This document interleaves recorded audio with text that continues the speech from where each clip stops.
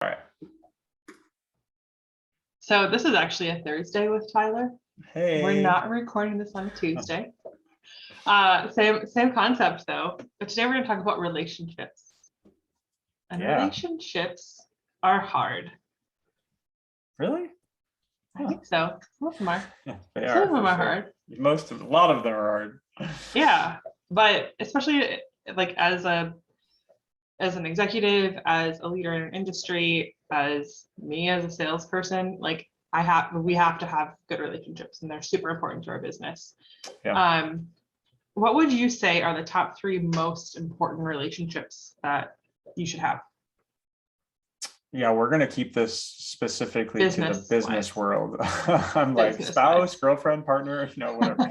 No. Child, no, kidding. Yeah, exactly. No, I mean, I would say in the business space for me, and this is probably really doesn't matter what role you're in, to be honest. I think that, I would say some of your most important relationships are internally on your team. And so like for me, it's with the people on our team that I get the opportunity to lead, which is great.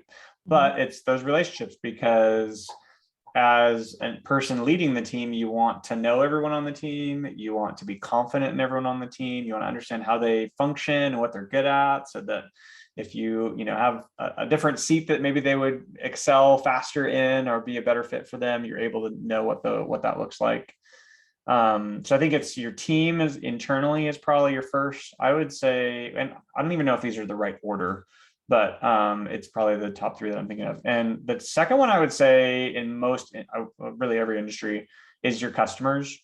I think from a business standpoint, your success depends on your customers or your clients or the people you quote unquote sell to. And the reason I say knowing them, like, great if you're taking them out to lunch or you're flying places to meet them or whatever, but I would say more so, and that's really important, but I think knowing them in a way in which you can ask them questions about, we ask clients all the time, like, hey, how can we do this better? How can we be better at this service? Or what would your feedback be to if you were, if we rewound to the beginning of 2 years ago or whatever the relationship started, and like, what questions would you ask then about us that you wish you would have asked? Or, just like knowing them in a way in which you're comfortable being able to ask them questions that can be a little bit vulnerable, or you're asking them questions about their industry or about, other, competitors or whatever. So I think knowing them in that way, I think is really important. And I think the third one, I would say for me, like relationship-wise in business, is mentors. And so those come in all shapes and sizes. They can be paid mentorships and masterminds. They can be friends that are in a different spot in life. They can be people that you just meet with one-on-one, once a week, once a month, or they can be people that you've got the number to and you can text them or call them. They can be just people that like know who you are, and probably the relationship with you as an individual comes before the business piece, because then you can ask them questions. You can, hey, am I off on this? I'm having this challenge, or reach out to them and ask how they're doing, or, so I think those are probably the 3. So internal team, external clients, and mentors. Any ones you would add, or any ones you think I missed?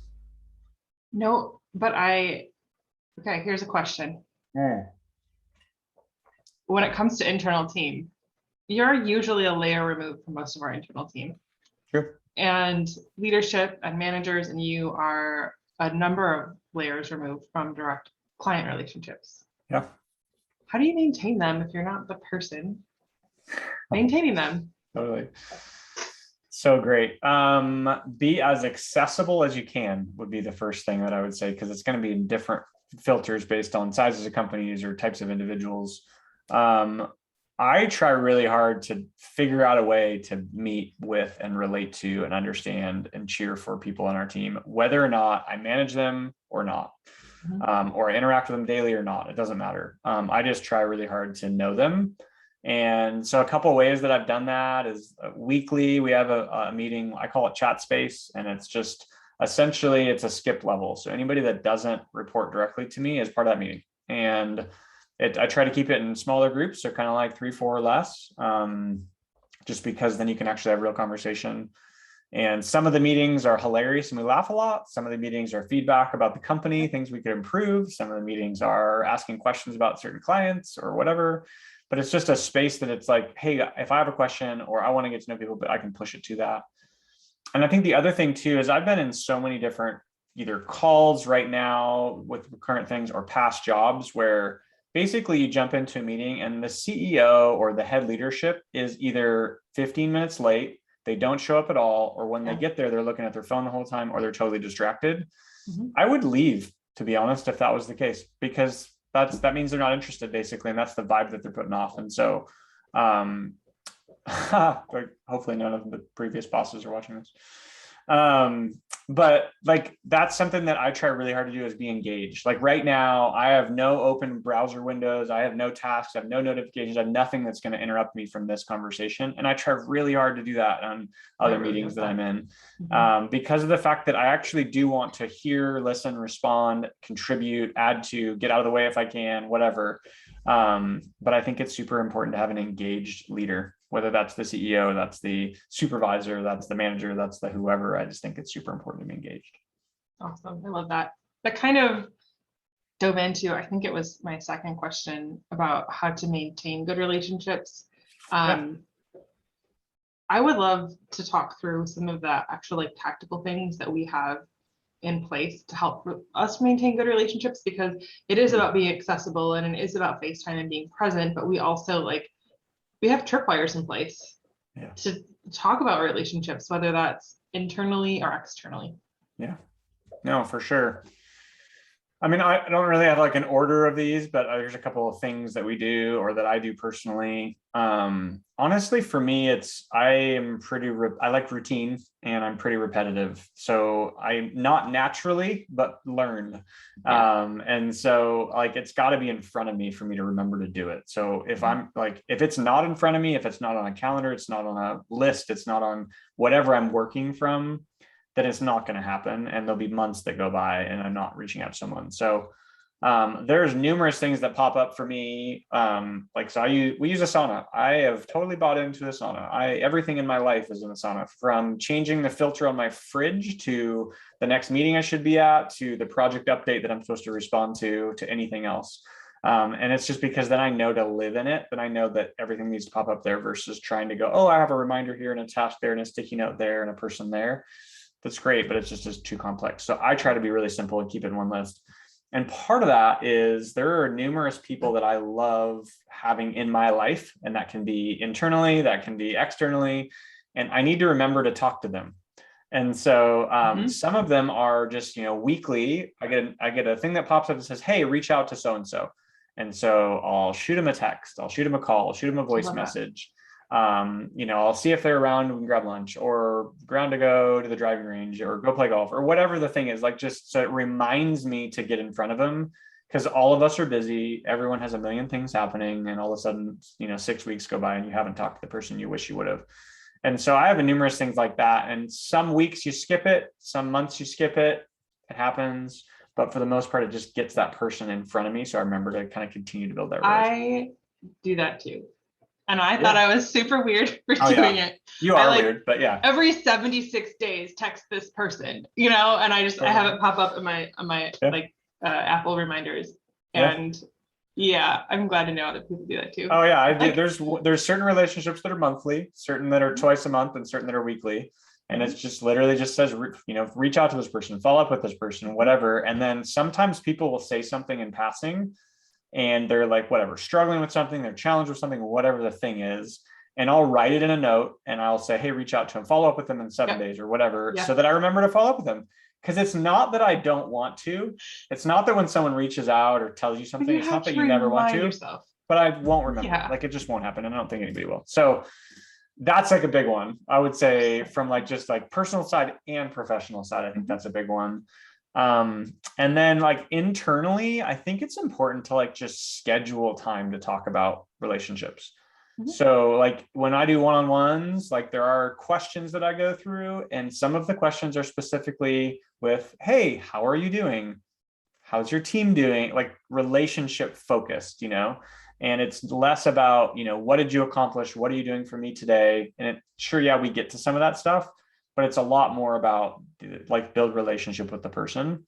That's one-on-ones. In group meetings, we'll have it part of the agenda. Like we'll have a part of the objective of the meeting, or one of the goals of the meeting is to work through and talk about relationships or get to know each other. Or, I would say in our culture, like we have had, times when we've all flown to a certain place, and some people are there just to be around each other. Not really they need to be there outside of that, but it's so helpful, like long-term focus as a company, to keep building those relationships, because most people stay or go from companies based on relationships. I mean, sure, yeah, sometimes it's job function and stuff, but 9 times out of 10, it's based on like the relationships they have they leave managers, they don't leave companies oftentimes. And so I think it's super important to invest time and invest resource into building those relationships. What other ones am I missing that are kind of like tripwires? NPS scores. Yeah. We asked our clients their Net Promoter Score of us, and we asked for feedback. And that has been sometimes really hard because you're being vulnerable, but then really great feedback. And it's helped improve a lot of it. Not that they were terrible by any means, but it's helped us go from a 9 to a 9.5 or whatever. Just an extra step. And also the employee survey. I think, we're actually reviewing that as a leadership team later today. And wow, there was some good stuff in there. Like super good information that can make us better as an agency. And I don't know, I really appreciate that we do that. Yeah, no, for sure. I think that I forgot about those. Those are totally great, because the survey things are super cool internally, because sometimes you can, like, you leave it so if they want to be anonymous, they can be. Or if they want to put their name, they can be. And you just get great feedback, positive stuff and stuff that you're like, oh, interesting. We should work on that. Yeah, totally. But for the most part, we're pretty much all so, neck deep into everything we do on a daily basis. It's really hard to like have that outside perspective. So absolutely. Okay, here's an awkward question. Oh gosh. There is not a Tinder for business. There isn't, thankfully. Yeah, thankfully. I agree 100%. And maybe there's some app out there that claims to be. But anyways, how do you build good relationships in business? Oh man, some people are gifted in this, some people aren't, but it's called initiative. You got to actually do it. Like like if you expect people just to walk into your door or to like be concerned about you or to know what's going on in your life, it's not going to happen. We're all creatures that basically do what's in front of them. Some of us have longer term vision that we think about. Some of us have what's just in front of you that you think about, but generally it's not going to cross paths unless there's something that makes it cross that path, So I think like just reaching out to people is so positive. I think that like, and in a lot of ways, this digital culture, as well as, pre-pandemic and even more so now, I think a lot of people are just really lonely. And so I try really hard just to reach out to people. If someone crosses my mind, sending them a quick text saying, hey, just thinking about you, hope things are good. Or if you've got more time, send more, a couple sentences more or whatever. But like, I try to do that a couple times a day. And it can be to the same person because you're thinking about that person a lot. It can be to random people. You might hear someone's name on a podcast, look them up on LinkedIn and send them a message. Like, I think it's about taking initiative to actually do some of those types of things. If that's not your wiring and that makes you crazy uncomfortable and it's just really challenging, then jump into certain groups, be a part of, like, if you sell real estate, get lunch with other real estate agents every week or every month or whatever that is, or get into a paid group that, focuses on your job industry, or, things where you're just outside meeting people. Amanda, you do something that's super cool. That's like a digital, like matching thing. Yeah. It's not Tinder. It's nothing to do with dating. What's the lunch thing that you do? It's called Lunch Club. And I've met some really cool people through it, where it connects you with either mentors or peers or business development opportunities, and you just get to talk to people. And it's been really cool. I've met some really fun people, and also it is with kind of like-minded people that are willing to put themselves out there and want to grow their network. And it's been really fun. Also, like, it's virtual, so if the person's space case or super weird, you can just leave. I mean, there's always that perk. Totally. That's really funny. You're not like locked in a room with them, which is nice. Right. Yeah. It's not like you're at lunch where you need to order and sit there for 20 minutes. That would be really weird. Yeah. I would suggest to people that they just have, like, start putting a goal on a piece of paper or on your whatever goal tracking sheets of just like, you want to meet X amount of new people every day or every week or every month or whatever you want to measure it by. Because some people, it's just not their deal. They don't like being around people. They're openly admitting to that. that's fine. But like, Yep. reality is that you're only going to go a certain distance then if that's the case. And maybe you're satisfied with that distance and that is up to you. But I would challenge people to like actually like go, hey, how many new people do I want to meet, this month? And then that's going to require you to do something about it, it's not like something that I need to keep you accountable on or any of us do because it's for you, not for us. And Right. so it's kind of a discipline thing in some ways too. But I think it all honestly just goes back to initiative, taking, initiating with people, reaching out to whatever other people and grab lunch if you're in the same city. I try really hard to like, if I'm driving somewhere, I'm on the phone. Hmm. I call people. It's random. It's like I was driving somewhere this morning, and I called my dad. And because I was thinking about him, and I was like, hey, great. I had like 10 minutes, and it was great. It was like an 8-minute conversation. It was great because it had a start and an end, and we talked about some fun things and moved on.